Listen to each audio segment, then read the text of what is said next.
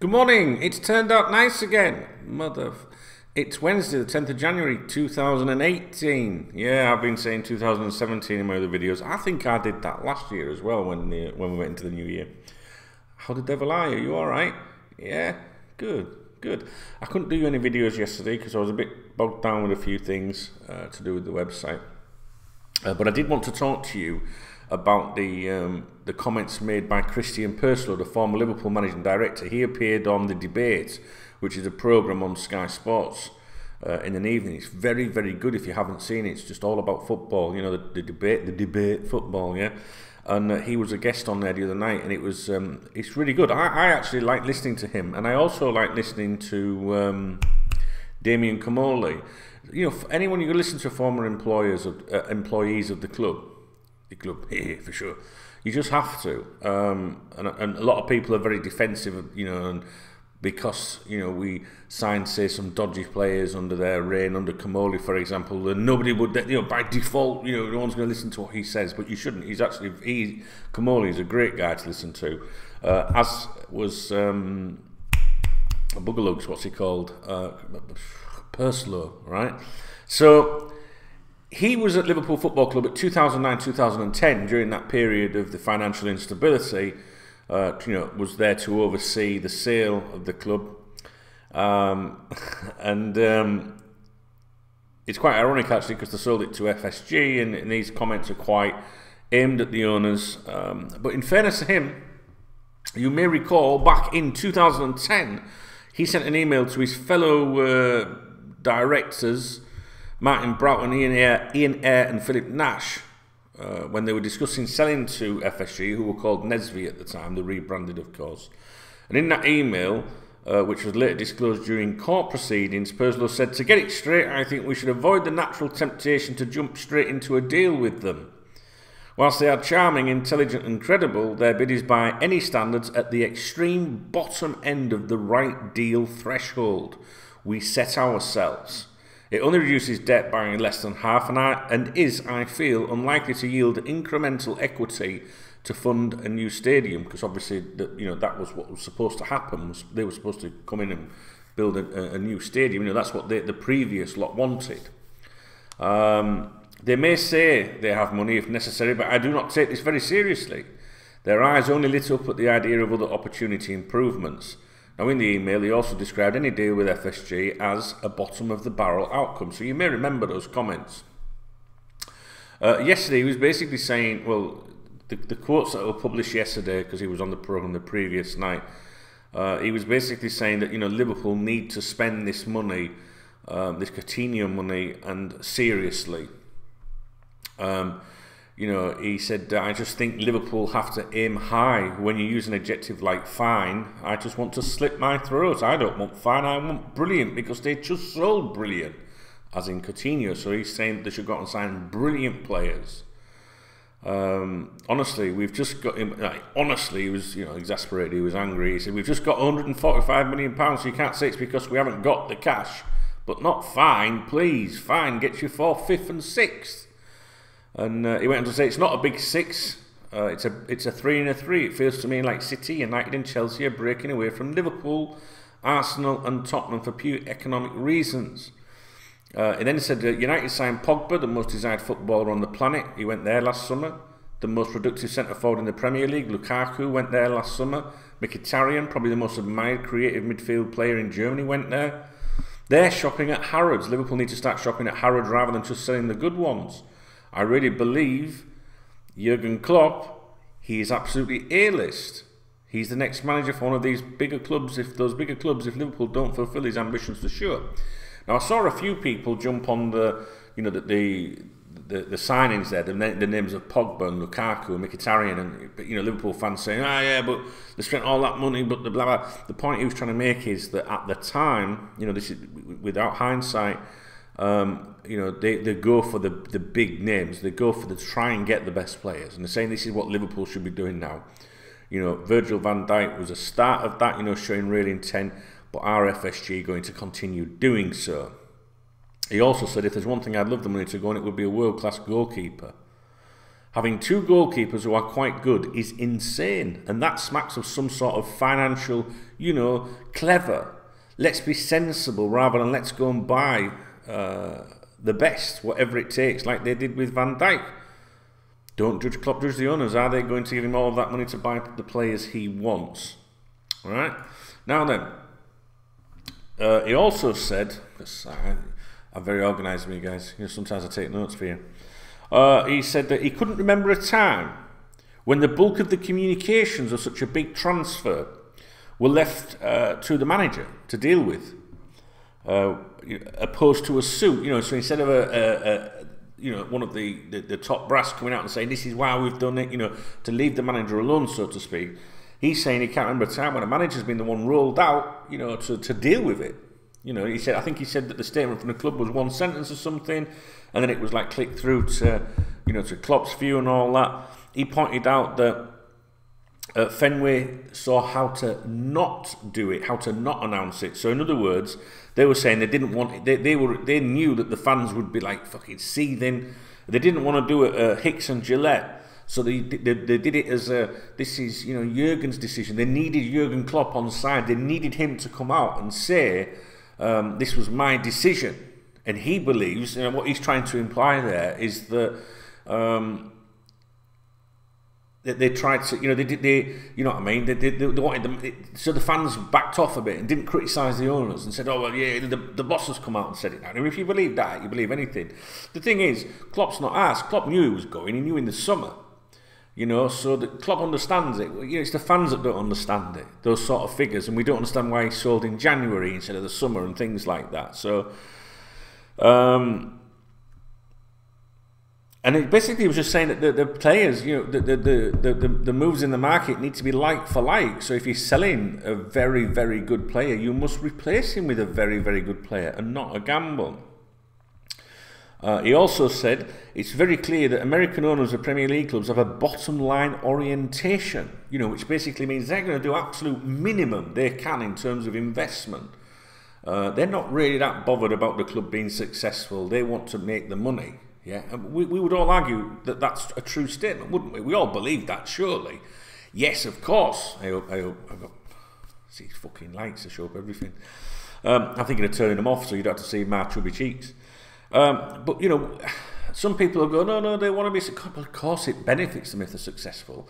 But they're quite happy, you know, these TV deals and things, they're making, you know, a fortune without having to actually do a lot. We would like to see, wouldn't we, them to get stuck in, you know, and to, you know, repeat the way that we've done business. One thing that I will say, though, is a lot of people at the moment, they fall into this management, you know, the managed, how our expectations are managed. And I've noticed a trend now that a lot of Liverpool supporters are now saying things like, oh, you know, we won't go out there and waste money on players we don't need if we can't get the primary target. We will wait for him. Now, what they're doing there, of course, is referencing the Virgil van Dijk deal, because the manager chose to wait from the summer and he did not go out and just buy anyone. He wanted to wait for Virgil van Dijk. So the fans now are saying, yeah, this is, because you can listen to this, these are the snowflakes, right? You can hear it already. They're already saying in January now, they're saying, well, if we don't get our man now that he wants, we'll wait until the summer, because that's not how we do things anymore. Klopp, he knows what he's doing. If he can't get him in January, he won't just go and buy a secondary target. No, he'll wait until the summer. Now, that's all very well. But how many times do you actually, as a club, actually get its primary target? You know, this is something I was thinking about yesterday. So you can all sit there and go, well, he wants Lamar, you know, and the other kid, fucking Germany, wherever it is, I can't remember his name, begins with a G. It's early, look, I'm still on my first drink, and it's water, not vodka. But, you know, oh, you can't get him in January, so we'll wait until the summer, we'll get him then. It's not that simple, guys. It's not that simple. So if you think that we're always going to achieve our primary targets because we've sat it out for Virgil van Dijk, you know, you need to think about that anyway. Yeah, he was just talking a lot about the communication, about how the I've got a message. I've got a message. It's flashing green. I don't think that's an exciting one when it flashes green. I don't know, it's going to be something pathetic, boring. Oh, hang on. I'm just being informed of an email that says, "Greetings. My name is Major James Modlin. I am an American soldier present in Iraq for the protection of the US Embassy and advise the Iraqi army in relation to the advance of ISIS. With a very desperate need for assistance, I've decided to contact you for your kind assistance to move the sum of $38 million. Seems legit. I'm not reading all that shit to you, it's massive. Wow, right, so that's my mate. My mate's in Thailand at the moment. Two of my mates are in Thailand at the moment. I didn't know that they actually went to the same place I went to, or have been to a couple of times. And so as soon as I saw their messages this morning, their status updates today, I told them exactly where to go for a full English and exactly where to go for a Sunday dinner, because I'm good at stuff like that. Right, you don't want to know about all my social life. It's non-existent anyway. So I think that's it. I mean, I wanted to talk to you about Purslow. Did you see it? What did you think of his comments? He's basically, you know, he actually, I don't know if I should say that actually. He once sent an email by mistake to a contact of mine, because they had the same first name, so the same initial. And I think they had the same Christian name. And he sent a very, very highly sensitive email about Rafa Benitez to him in error. Because, you know what I mean? So, like, say you've got Dave, yeah, and Duncan. He sent it to Dave instead of Duncan, sort of thing, just because of his autocorrect or something like that. Yeah. Oh no, because it had to be the same name, didn't it? Dave and Dave. Yeah. Dave and Dave. You get it, don't you guys? Yeah. So yeah, you've heard me mention that email many times before. It was to do with when they were sacking Rafa. I'm sure you already know that, which is how I got to know before it was announced in the media. That Rafa Benitez had been given the bullet, and I remember saying, I think it was on the members' website, Rafa's sacked, guys. Oh, the fuck you know? Well, actually, they didn't say that because the members know to trust me. But I'm talking about you peasants and that, the people that don't like me. You know, yeah, you fucking don't like, you fucking know. Duh. You know what I mean? And obviously, DKB. Oh, I ain't got my hang on. What we got? DKB needs cleaning. Yeah, so that's what happened. So he basically sent this email by error to a contact of mine, who then sent it to me and said, "What the fuck is this?" And basically the email content, because I mean, even the email's there, innit? The email to do with FSG, he likes his emails. You know, my friend sent it to me, and basically in the email it said, you know, how they were going to sack Rafa and how they were going to announce it and what to say, comment, and things like that. And my friend replied to him and said, "I think you sent this to the wrong person, Chris." And he was like, "Oh, don't say anything. It's very secretive. Don't say anything." You know what I mean? And yeah. And the reason my contact forwarded it to me wasn't a case of breaking trust. They weren't particularly close or anything. I think my friend at the time was exasperated by the situation at the club to do with the owners and the you know, the Gillette Hakes, you know, just it's such a long story. It'll be another video if I went into as to why that email was forwarded to me. So, and I think it was the middle of the night kind of thing. So, yeah. Anyway, so I don't know how we got into that. So yeah, let me know what you see. So, and also the goalkeeping thing. He's saying there was something about a goalkeeper. And he did say about someone else, didn't he? Who did he say? Going by Verratti out of Paris. But he was saying about a goalkeeper. You know, you've got to get, Liverpool need a goalkeeper, top class goalkeeper. Go and fucking get a good goalkeeper. And he was saying that, and it did sound like it, didn't he? Say it's what did he say? Insane having two good goalkeepers. You know, reason which is questionable, but go and do it. So. I don't know. And who else came out yesterday? Tomo came out, didn't he? He said I should go and get that striker, that Pierre fucking, you know what I'm like with names, Aubameyang or some fucking, some shit, I don't know. Said I should go and get him. So, like, I think, you know, and then I saw some Liverpool supporters yesterday, less supporters saying, what's it got? You know, these people that go on these programs that think they know more. I don't think these people go on these programs and think they know more.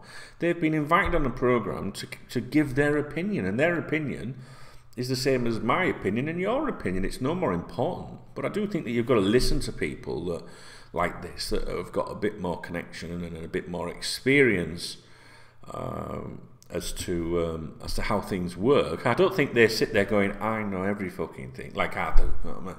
I just think that you know, they're just trying to give a bit of input into a game which we all have opinions about, and we all enjoy, I guess. So that's it, guys. I'm just trying to think if there's anything else I need to talk to you about. I'm sure I showed you. I've got some postcards. All right. So I'm going to be sending these out to my DKB people. Yeah. In due course. If you are a DKB.TV subscriber and you'd like one, email support@KopTalk.org and tell them your DKB.TV username, your username from Vimeo, and you know, it's the same thing, and I will write one of these and get them in the post to you. You know what I'm saying? Applies to my members as well, members and DKB.TV subscribers, and of course people that subscribe to the KopTalk Extra Time podcast, because these people are what make it possible, guys. You know, they are the people that make it possible, and it's difficult. It's difficult when you're on your own trying to do all this shit. So it's just, you know, I just want to send them a little card to say thank you. Right then, are we sorted? Yeah, all right then. Right, I'll be back in a bit. Oh, how long was this video? 16 minutes. Oh, fibre optic mister. He came yesterday and he said I can have 1000 Mbps symmetrical up and down. A week to 2 weeks. It's Spain. They told me it was getting installed in September in my area, and it's only just gone in, so we'll see. But the benefits of that, of course, is when I get that shit, right, guys, trust me, right, this video now is going to be 17-18 minutes long. This video will take God knows how long to upload, a long time. When it takes a few minutes, a couple of minutes just to upload videos of this stem, oh, you're going to get sick of seeing my mush. You definitely are. Really good. And I'd like to thank you for all the nice comments that you've posted, you know, welcoming me back after the Christmas break, and for understanding my time out with my son. Yeah, it's like a family on here. It really is.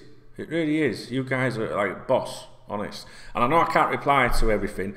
What I'll do is I'll keep liking the comments. If you see a like and you think, who the fuck's like me comment, that'll be me.